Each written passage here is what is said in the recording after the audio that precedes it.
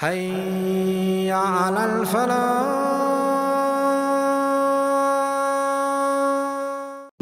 My beloved brothers and sisters, the verse that has the most hope in it in the Quran, it is a verse of Surah Az-Zumar, where Allah subhanahu wa ta'ala says to Muhammad sallallahu alayhi wa sallam, say, O my worshippers who have transgressed against themselves, never lose hope in the mercy of Allah, for indeed He is most forgiving, most merciful.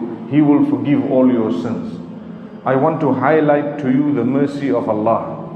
Allah is so merciful that He is addressing the sinful people as, O my worshippers. If Allah was not merciful, He would call the sinful people, O my enemies. He would possibly call them, O those who are cursed. But Allah says, Ya ibadi, O my worshippers, who have done something wrong, I want you to know I will forgive you, no matter what you have done. For indeed I am most forgiving, most merciful. So this is the mercy of Allah, that He speaks to us who have sinned against Him, calling us, O my worshippers. Never lose hope in the mercy of Allah. He will forgive all your sins, for indeed He is most forgiving, most merciful. But then we have one problem. Some people, when they look at that, they start thinking, I can sin and I know Allah is merciful. So in order to avoid that, and another scenario is when a person says, I have sinned, I know Allah is merciful, but I will seek that forgiveness later on in my life.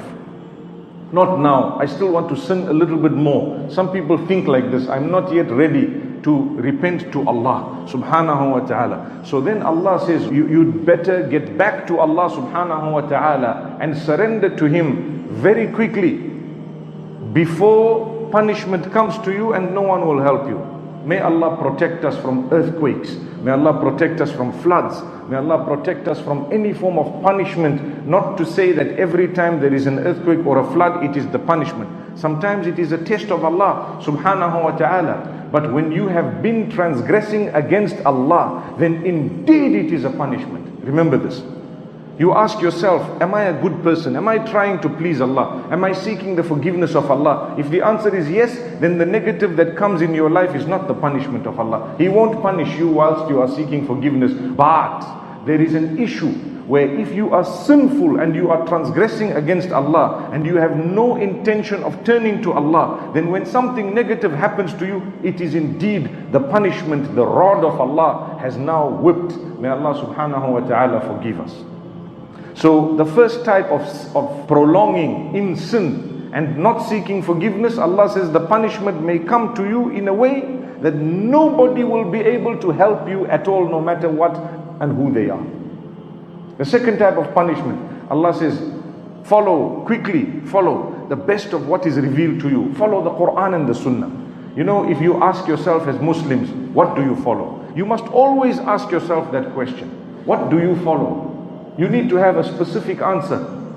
And that answer should be universal from the beginning right to the end. I follow the Quran and the Sunnah of Rasulullah sallallahu alaihi wasallam. And I follow the ijma'. I follow that which is the consensus of the Muslimin. I follow what I have been taught from Allah's words and from the words of the Messenger sallallahu alaihi wasallam. If that is true, you will continue asking yourself, no matter what you do, what I'm doing, is it what I'm supposed to be following? If it is not, drop it. If it is, strengthen it. Learn more. So Allah says, follow the best of that which has been revealed before punishment overtakes you in such a way that you don't even realize that this was the punishment of Allah and that it will come, and it came. Sometimes a person progresses in life. They go higher and higher in terms of wealth and health and authority, and everything is improving and increasing. But if he is far from Allah, a day can come when he is at the top that suddenly he crashes, and he didn't realize that that would happen. So Allah says, you know what? Turn to me before a day comes without realizing you will be wiped out. So this is why it is the mercy of Allah. When a person becomes old, or they are sick, or they are terminally ill, and they think they are going to die, they will be preparing for death, because at least it's the mercy of Allah that they know halfway that now I'm not well at all. The doctors have given me 2 weeks to stay and to live. You might live for long, you might live for many years, but at least it gave you a chance to turn to Allah. Allah is tapping you to tell you, hey, start preparing. You are now coming to me. Subhanallah. In a way, that is a mercy of Allah. If you don't turn when you are sick and ill, and when you are now aging, then you are even worse. May Allah forgive us. Because Allah has given you a reminder and you did not take heed. But not always does that happen. Sometimes suddenly a man is healthy. While he is sinning, his life is gone. May Allah subhanahu wa ta'ala not do that. If you were to read these verses, inshallah, the end of Surah Al-Zumar, you will find that Allah speaks about those who are arrogant and those who did not turn to Allah, how they will regret when they get to Allah, and they will say, oh Allah, grant us a return. We want to go back. If we had another chance, we would be better people. Allah says, no. My verses came to you, my verses were read to you, but you belied them, you did not want them, you didn't even listen to what was said, it didn't even change you, and you were arrogant, and you were among those who didn't even believe, not at all, you turned away. So Allah subhanahu wa ta'ala says, those who have belied the verses of Allah on the day of judgment, their faces will be darkened. They will be embarrassed. They won't be able to show face. Their faces will be darkened, meaning they will be embarrassed. May Allah not do that to us. Because believe me, as an ummah, we are lacking character and conduct. That is one thing that people are really lacking as Muslimin. We begin to attack one another, to hate one another, to address one another rudely, to speak to one another without any respect, and even worse, not even to acknowledge one another. Today I look at you, I see a warmth in the eyes. Wallahi, let me tell you something. When you look at a person physically, there is no substitute for that. Not at all. Never ever.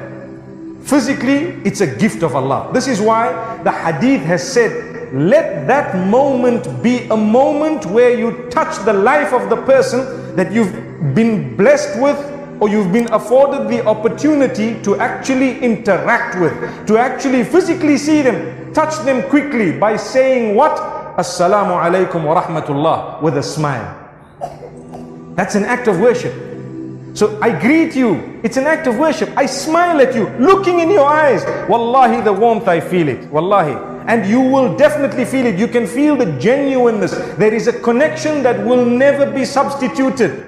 Physical greeting is something else. It is something amazing. It is a gift of Allah. There is spirituality in all of us. We feel that link, human beings, we are together. Look at the person, greet them. That's how you touch them primarily as a Muslim. And guess what Allah says?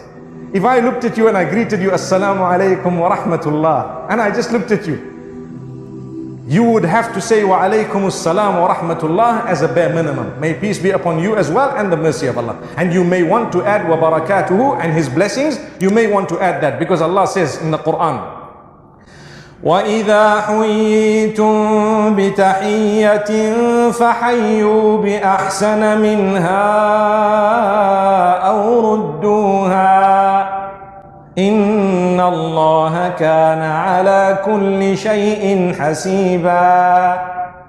Amazing end of the verse. At the beginning Allah says, when you are greeted with a greeting, respond it with something better, or at least its equivalent. Look at how Allah says, respond with something better. That's to start with. فَحَيُّوا بِأَحْسَنَ مِنْهَا. So greet back better than it. Why? Because someone touched your life. Go out and touch theirs in an even better way. Amazing. I may never get a chance to greet you again. I may never get a chance to see you again. But at least when I saw you once, I greeted you. And guess what? You greeted me back in an even better way. Someone does good to you, do good back to them in an even better way. Brilliant. And do not wait for someone to do good to you, but do good to people whom you interact with, and others whom you can do good to as best as you can. I tell you why. Your life in this world is quite limited. You need to pack away as many good deeds as possible in order to be able to get to the other side one day and see a large number of good deeds. Through what? Worshipping Allah alone, we agree. Through the blessed teachings of Muhammad sallallahu alaihi wasallam. And part of it is through touching the lives of others, interacting with them with the best character and conduct. This is why Muhammad sallallahu alayhi wasallam says, "Khiyarukum ahasinukum akhlaqa." The best from amongst you are those who have brilliant character, the best in character. Amazing. Sometimes we only want to interact with a small circle, but Allah has let people walk past you every day. You work in a certain environment, you study in a certain environment. How do you interact with people? Someone was asking me a question saying, how do I interact with the opposite sex? That is not related to me. To be honest, if circumstances make you cross paths in a way that you cannot ignore. Today, for example, I flew over to this beautiful country, Qatar, and when I got to the counter, there was a female.